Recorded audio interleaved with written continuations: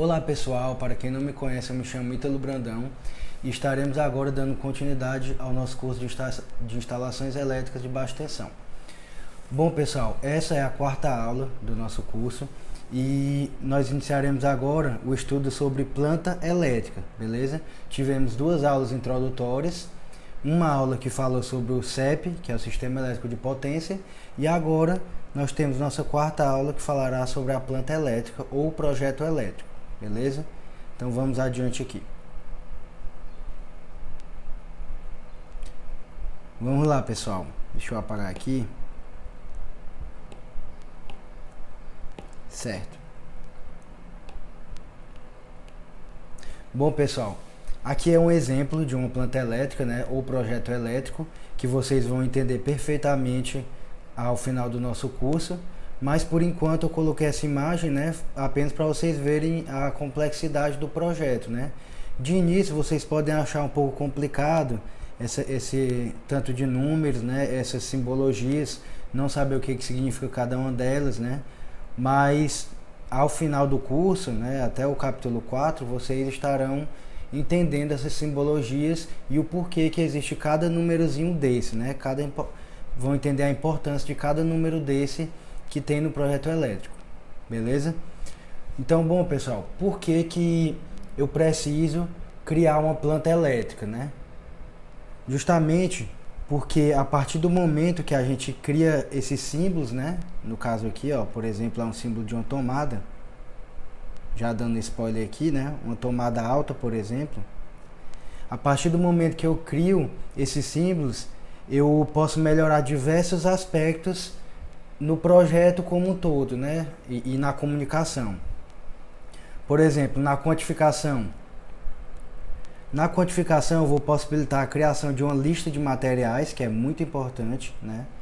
Que irá ajudar nos outros aspectos citados posteriormente, certo? Então, a partir do momento que eu tenho símbolos, eu posso quantificar eles. Por exemplo, tomadas baixas, tenho uma, tenho duas, tenho três, né? Tomadas médias, tenho uma, tenho duas, tenho três, tenho quatro, e assim por diante, né? Eu posso quantificar esses símbolos. E além disso, eu posso pegar essa simbologia, né, e desenvolver softwares, certo? Que realizam automaticamente tal levantamento dos quantitativos. Por exemplo, o AutoCAD, né, que é o mais conhecido, o Revit também, que também é da Autodesk, e outros aí, né, AutoQI, enfim, eu posso desenvolver softwares, né, que tem esses símbolos que foram padronizados. O segundo aspecto aqui importante é sobre o planejamento, né?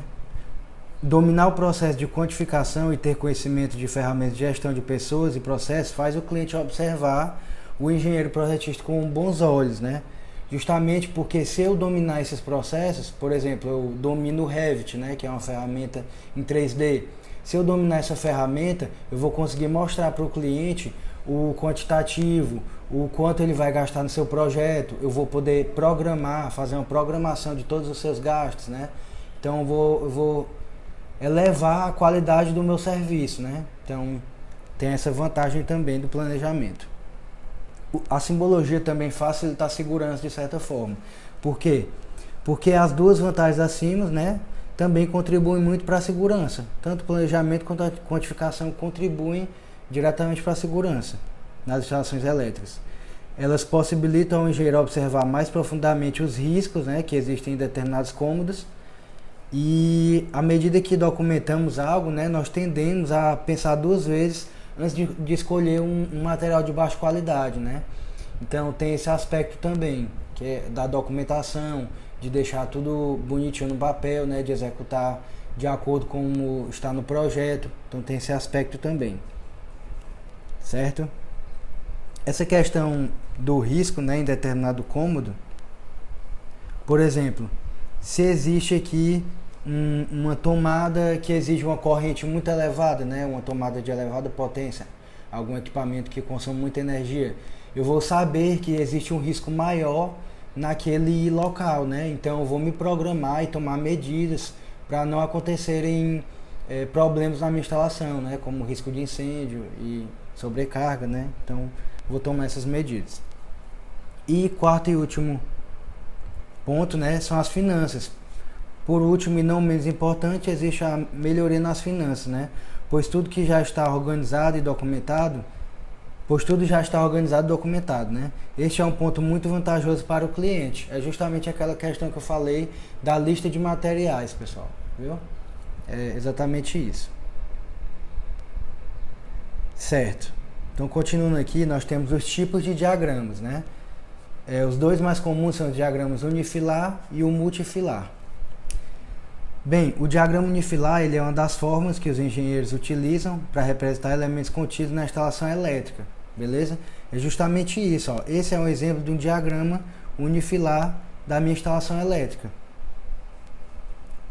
Este tipo de representação utiliza simbologias específicas que são alocadas dentro de uma planta baixa, né? Então, o engenheiro ele recebe uma planta baixa, por exemplo, o engenheiro eletricista, ele recebe uma planta baixa de um arquiteto ou de um engenheiro civil e por cima dessa planta baixa ele vai colocar as tomadas, colocar o cabeamento, né? Dizer a espessura dos cabos e representar tudo isso na planta elétrica, certo? Ou projeto elétrico.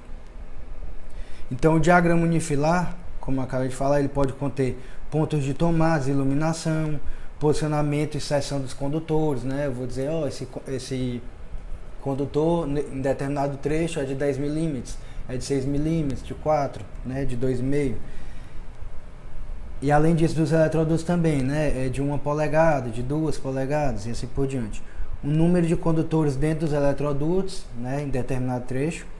Localização do quadro de distribuição, que é um tema que a gente vai ver também mais a fundo depois, muito importante. E a bitola dos condutores utilizados em determinado trecho, justamente isso que eu tinha falado, né? Se o cabo ele é de 4, ele é de 6 milímetros quadrados, né? Vamos lá.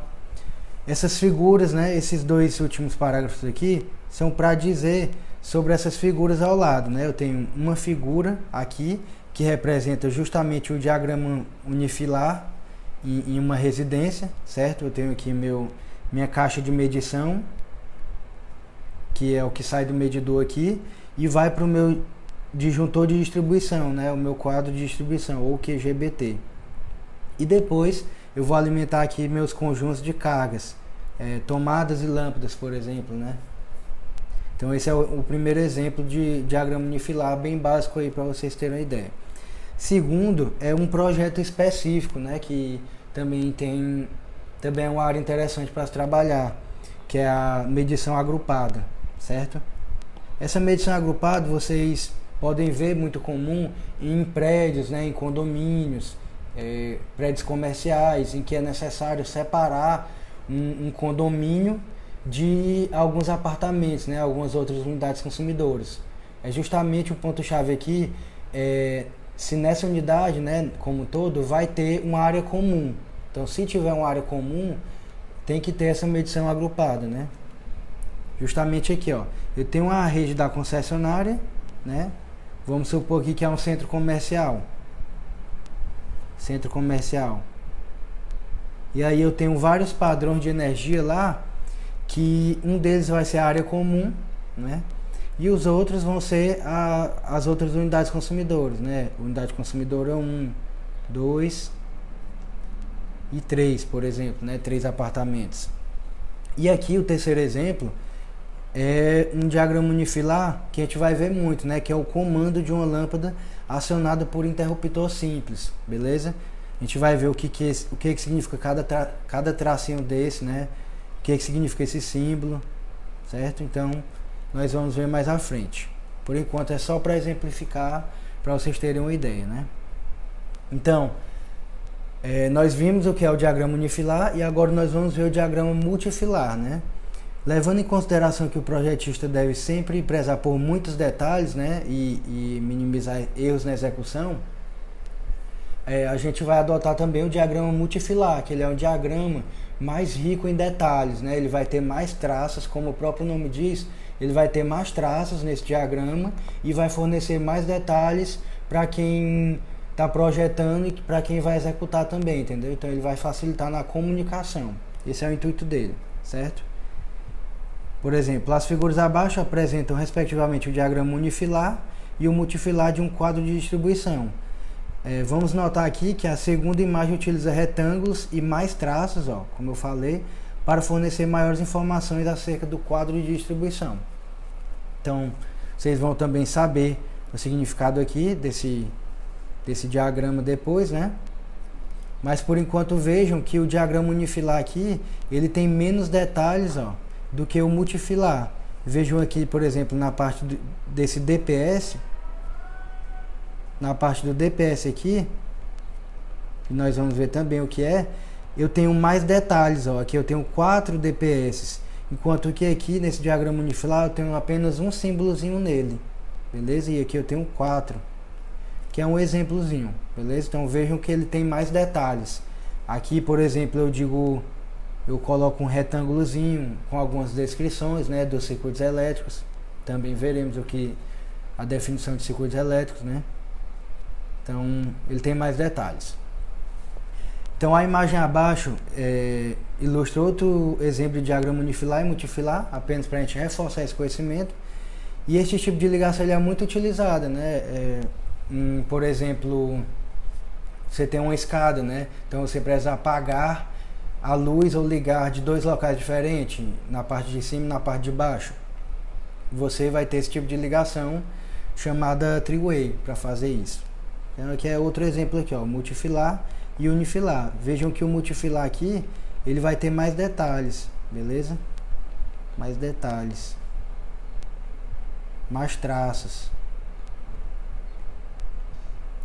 Beleza? Bom, pessoal, e agora para finalizar esse tema, né? Outro tipo de diagrama muito utilizado, na verdade nem tão utilizado, né? É o diagrama de blocos, né? Só um momentinho. Diagrama unifilar. Ah, pronto, pessoal, tava esquecendo desse aqui. O diagrama unifilar de instalações fotovoltaicas, né? Aqui é um exemplo aplicado às instalações de energia solar. Eu tenho aqui, por exemplo, os arranjos, né? A parte CC, parte de corrente contínua.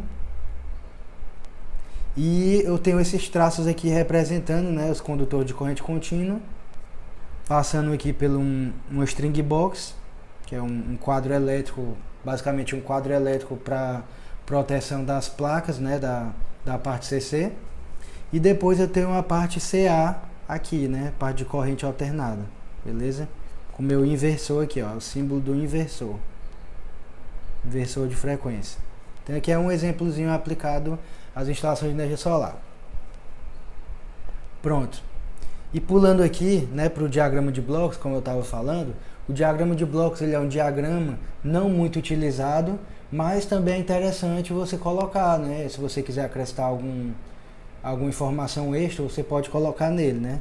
Ele, como eu falei, não é muito comentado em algumas literaturas, e o próprio nome sugere, esse tipo de diagrama tem a função de representar componentes por meio de blocos. Então vejam aqui, por exemplo, ainda no caso de energia solar, eu tenho meus arranjos fotovoltaicos, que seria esse aqui, ó. Só tá aqui em azul. Meu arranjo, que seria isso, ó, 38 módulos de 410 watt pico, seria justamente essa parte aqui, ó, pessoal. Certo? Então vejam que aqui mesmo no unifilar, ele está mais detalhado do que o diagrama de blocos, certo? Aqui, ó, por exemplo, a minha proteção CA, né, no diagrama de blocos, eu vou ter no diagrama unifilar toda essa parte aqui. Toda essa parte, na verdade seria depois daqui, depois do inversor. Eu teria mais detalhes depois do inversor, é porque não está nessa figura, beleza? Mas percebam, né, que o diagrama de blocos ele não é tão detalhado quanto o unifilar, né? Ele é mais para enriquecer mais o projeto, né, se você quiser considerar ele. Bom, pessoal, então aqui a gente finalizou, né, com esse tema da planta elétrica. Eu espero que vocês tenham entendido e aguardo vocês na próxima aula. Até já!